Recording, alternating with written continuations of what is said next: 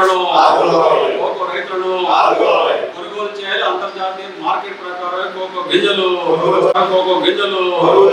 అంతర్జాతీయ మార్కెట్ ప్రకారం కోకో గింజలు అరికట్టాలి. కంపెనీల మోసాలను కోకో గింజలు కొనుగోలు అన్ సీజన్ కోకో గింజలు వెంటనే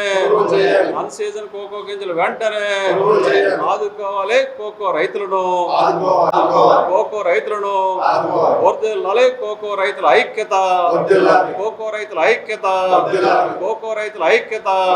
ఆదుకోవాలి. కోకో రైతులను వెంటనే గోపాలకృష్ణ అండి. నేను 25 సంవత్సరాల నుంచి కోకో చేస్తూనే ఉన్నాను. ఎన్నో బాధలు ఇవన్నీ చేసుకుని ఈ రోజుకి ఇలా గింజలు వస్తున్నాయంటే మేము పడే పాటలు చాలా ఉన్నాయి. కోతులతోటి బెడద, ఆ తర్వాత కూలీలతోటి బెడద, వర్షాకాలం బెడద, పురుగుతోటి బెడద అన్నీ కూడా ఇచ్చేసి మేము చివరికి వస్తుంటే క్వాలిటీ బాగాలేదంటున్నారు. క్వాలిటీ బాగాలేదనేది అదొక ఈ సంవత్సరం వచ్చిన వర్షాకాలం గింజల వల్ల ఇది, కానీ ఎప్పుడూ కూడా అందరూ బాగానే చేస్తున్నారు. ఎవరైనా చేయబోయింది అనేది ఎక్కడా లేదు. ఇది ప్రత్యేకంగా ఇప్పుడు చెప్పిన ఇది. మేము ఇది నుంచి మేము అడిగేది ఏంటంటే, మా డిమాండ్ ఏంటంటే, ఇప్పుడు వరకు ఇంటర్నేషనల్ ప్రైస్ లేదు, ఇప్పుడు ఉంది. ఉన్నప్పుడు దాంతోపాటు ఎందుకు కొనరు? ఇంత క్రితం ఇంటర్నేషనల్ ప్రైస్తో పాటే కొన్నాం అన్నారు. అప్పుడుకిని ఇప్పటికి ఉన్న తేడా ఎందుకు వచ్చింది? క్వాలిటీ అంటారా? క్వాలిటీ అనేది మేము శుభ్రంగా చేస్తున్నాము. 3-4 రోజుల్లో వాళ్ళు క్వాలిటీ మారిపోతుంది అన్నారు. 3-4 రోజుల్లో క్వాలిటీ మారదు. కింద అయితే తయారు కరెక్ట్గానే ఉంటుంది.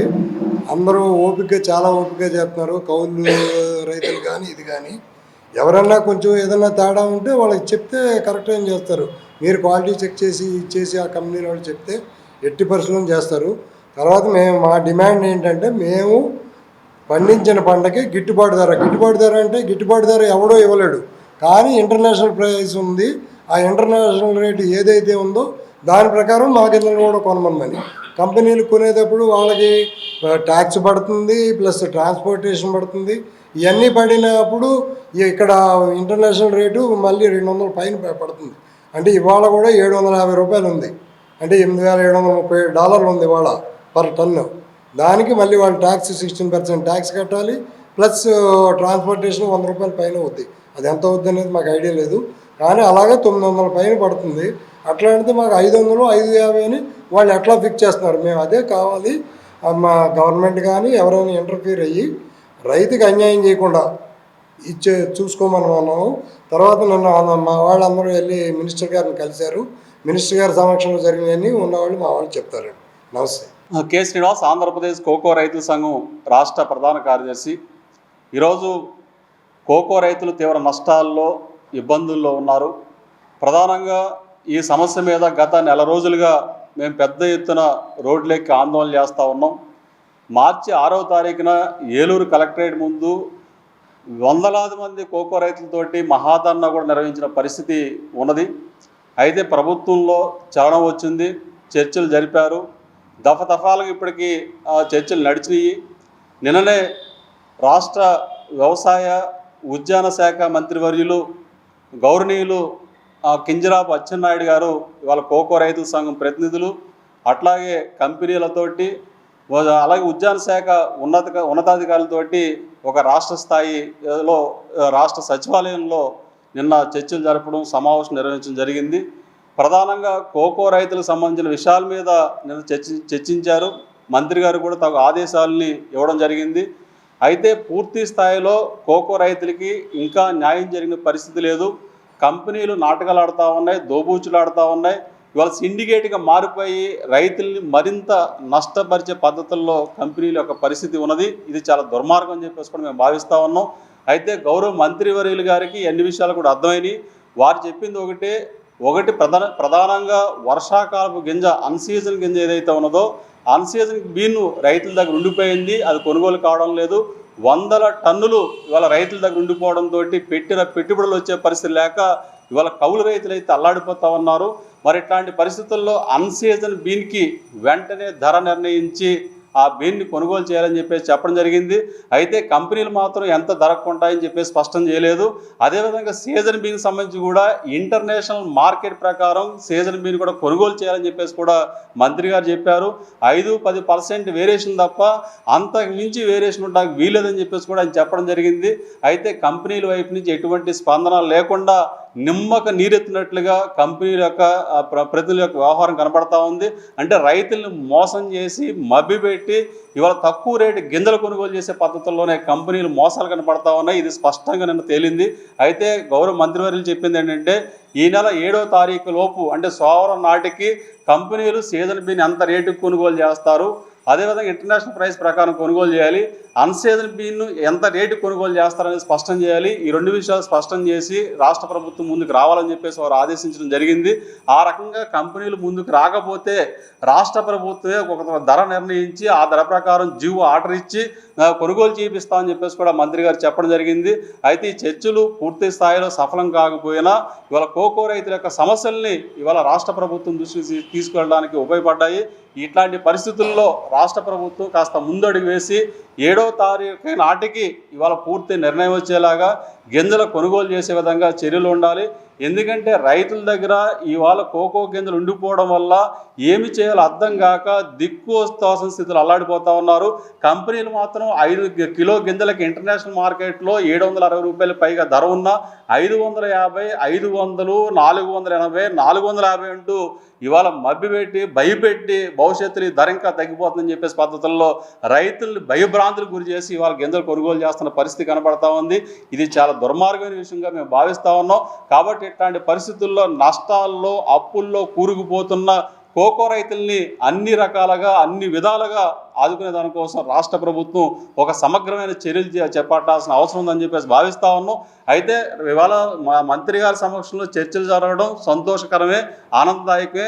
అయితే సమస్య ఇంకా పూర్తి కాలేదు కాబట్టి మా పోరాటాన్ని విరమించేది లేదు. మా పోరాటాన్ని కొనసాగిస్తాం, మా ఉద్యమాన్ని కొనసాగిస్తాం. కోకో రైతుల సమస్యలు పరిష్కారం అయ్యే వరకు ఈ ఉద్యమం కొనసాగుతూ ఉంది. మేము ఆ వాస్తవంగా చెప్పాలంటే 9వ తారీఖున మొత్తం కోకో రైతులందరూ కూడా గుంటూరులోని ఉద్యాన శాఖ కమిషనర్ కార్యాలయం దగ్గరికి పెద్ద ఎత్తున ధర్నా చేయాలని చెప్పేసి నిర్ణయించుకోవడం జరిగింది. అయితే రాష్ట్ర ప్రభుత్వం 7వ తారీఖు తమ నిర్ణయం చెబితే మా కార్యాచరణని మేము మరి పునరాలోచన చేసుకోవాల్సిన అవసరం ఉంటుంది. లేని పక్షంలో మా కార్యాచరణని కొనసాగించాల్సిన పరిస్థితి ఉంటుందని చెప్పేసి ఇవాళ రాష్ట్ర ప్రభుత్వానికి, కంపెనీలకి, ఉద్యాన శాఖ అధికారులకు కూడా మేము తెలియజేస్తా ఉన్నాం. కాబట్టి తక్షణమే కోకో రైతుల యొక్క సమస్యల్ని, కొనుగోలు ధర సమస్యల్ని వెంటనే పరిష్కరించి ఆదుకోవాలి. లేని పక్షంలో మా ఆందోళన, మా పోరాటం మరింత ఉధృతం అవుతుందని చెప్పేసి సందర్భంగా మేము తెలియజేస్తా ఉన్నాం.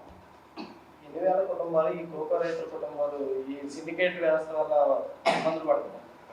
రాష్ట్రంలో 75,000 ఎకరాల్లో కోకో సాగు ఉన్నది సుమారుగా. ప్రధానంగా ఏలూరు జిల్లాలో అత్యధికంగా 50% పైగా ఏలూరు జిల్లాలో పంట పండిస్తూ ఉన్న రైతులు.